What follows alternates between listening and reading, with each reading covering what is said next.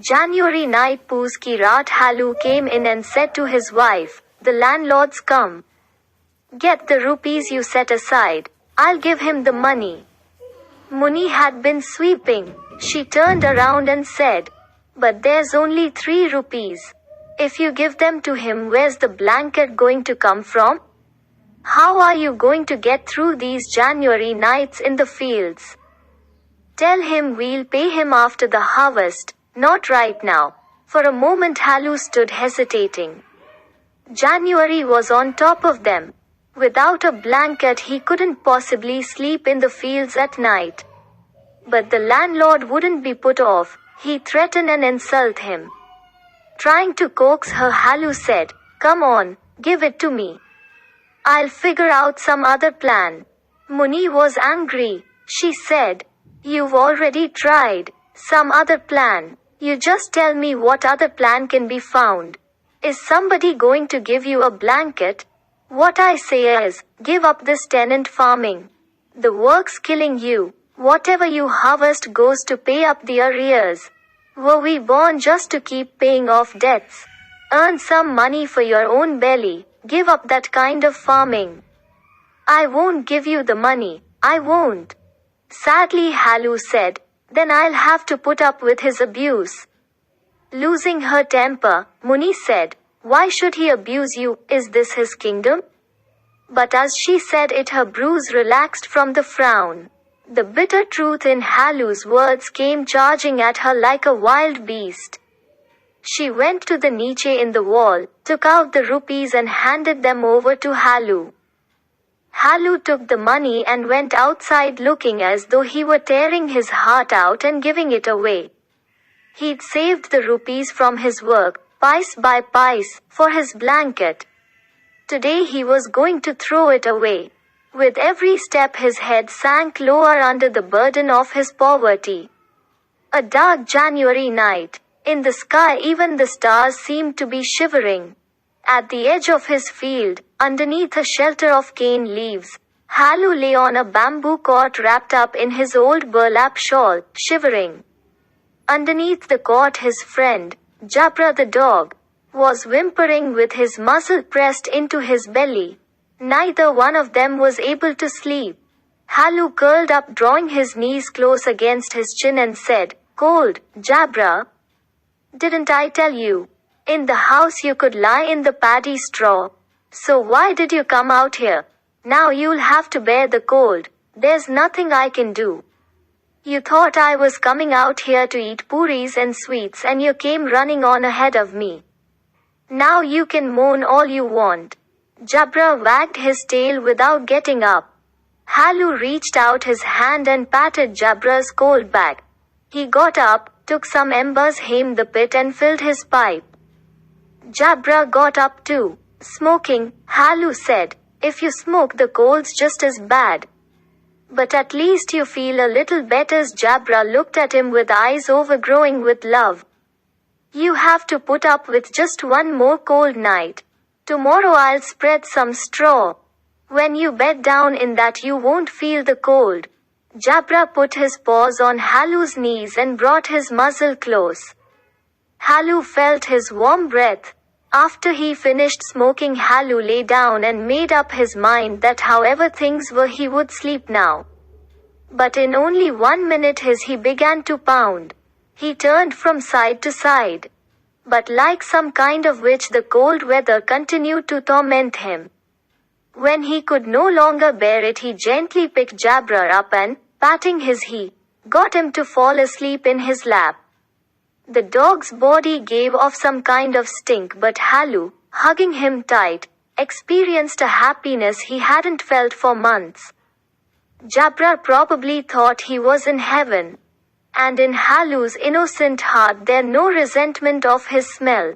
He embraced him with the very same affection he would have felt for a brother or a friend. Suddenly Jabra picked up the noise of some animal. This special intimacy had produced a new alertness in him that disdained the onslaught of the wind. Springing up, he ran out of the shelter and began to bark. Halu whistled and called him several times. But Jabra would not come back to him. He went on barking while he ran around through the furrows of the field. He would come back for a moment, then dash off again at once. Another hour passed. The night fanned up the cold with the wind. Halu sat up and bringing both knees tight against his chest hid his face between them, but the cold was just as biting. It seemed as though all his blood had frozen. That ice rather than blood filled his veins.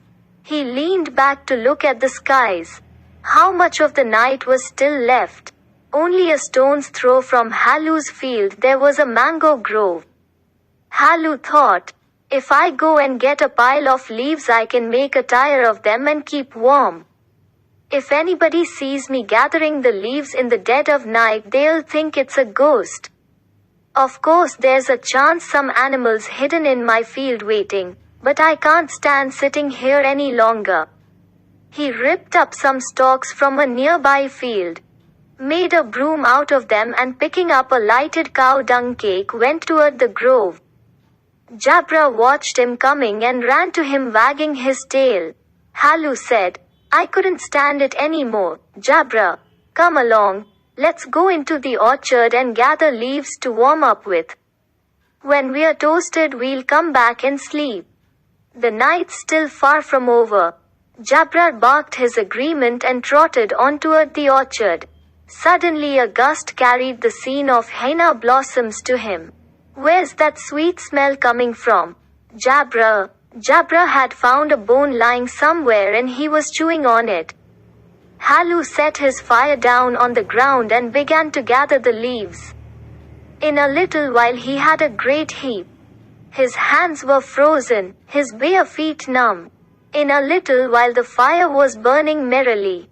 The dam leapt upward licking at the overhanging branches. In the flickering light the immense trees of the grove looked as though they were carrying the vast darkness on their heads. In the blissful sea of darkness the firelight seemed to pitch and toss like a boat. Halu sat before the fire and let it warm him. After a while he took off his shawl and tucked it behind him. Then he spread out both feet as though challenging the cold to do its worst.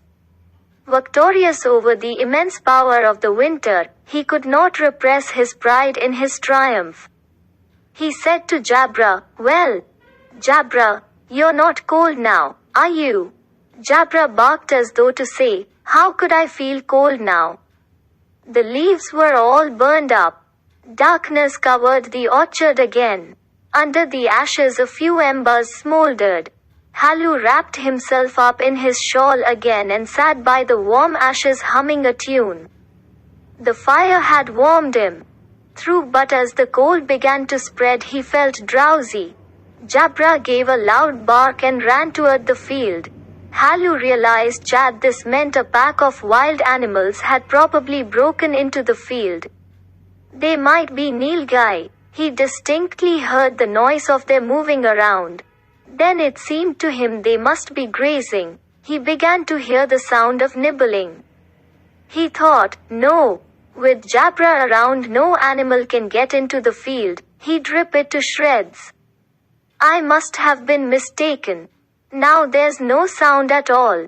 How could I have been mistaken? He shouted, Jabra, Jabra. Jabra went on barking and did not come to him. Then again there was the sound of munching and crunching in the field. He could not have been mistaken this time. It really hurt to think about getting up from where he was. It was so comfortable there that it seemed intolerable to go to the field in this cold and chase after animals. He didn't stir. He shouted at the top of his lungs, Hello! Hello! Hello! Jabra started barking again. There were animals eating his head just when the crop was ready. What a fine crop it was! And these cursed animals were destroying it. With a firm resolve he got up and took a few steps. But suddenly a blast of wind pierced him with a sting like a scorpion's so that he went back and sat again by the extinguished tildery and stirred up the ashes to warm his chilled body. Jabra was barking his lungs out, The Nilgai were devastating his field and Halu went on sitting peacefully near the warm ashes. His drowsiness held him motionless as though with ropes. Wrapped in his shawl he fell asleep on the warmed ground near the ashes. When he woke in the morning the sun was high and Muni was saying, "Do you think you're going to sleep all day? You came out here and had a fine time while the whole field was being flattened." Halu got up and said, "Then you've just come from the field?" "Yes, it's all ruined. And you could sleep like that? Why did you bother to put up the shelter anyway?" Halu sought an excuse. "I nearly died and just managed to get through the night and you worry about your crop. I had such a pain in my belly I can't describe it." Then the two of them walked to the edge of their land. He looked. The whole field had been trampled and Jabra was stretched out underneath the shelter as though he were dead. They continued to stare at the ruined field. Muni's face was shadowed with grief but Halu was content. Muni said, "Now you'll have to hire yourself out to earn some money to pay off the rent and taxes." With a contented smile Halu said, "But I won't have to sleep nights out here in the cold.